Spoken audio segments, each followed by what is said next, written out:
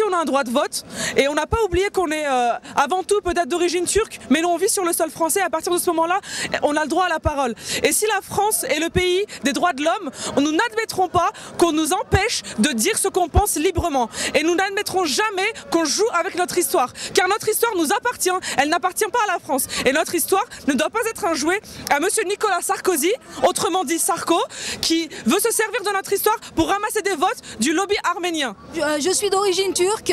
Ma mère a 2 oncles qui ont été tués par les milices arméniennes à Sivas, qui est mon lieu de naissance. Et qu'est-ce que je vais dire à mes enfants, et les os de mes aïeux, qu'est-ce qu'ils vont faire dans leur tombe? Ils vont pas trembler, ils vont pas... je peux pas.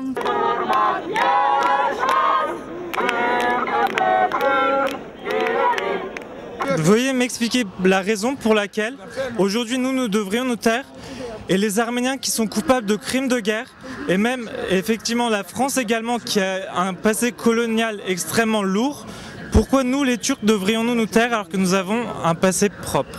On a laissé passer les caricatures sur l'islam, sur notre prophète, au nom de la liberté d'expression dans Charlie Hebdo.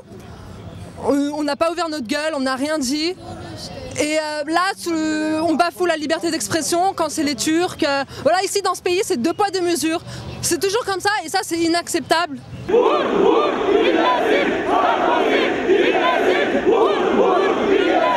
Je vous rappelle le Rwanda, l'Algérie, je vous rappelle ce que les Arméniens ont fait en Azerbaïdjan et je pense qu'après tout ça, la France est un peu mal placée pour se mêler de notre histoire. Je pense qu'elle devrait d'abord nettoyer son passé avant d'essayer de nettoyer le nôtre.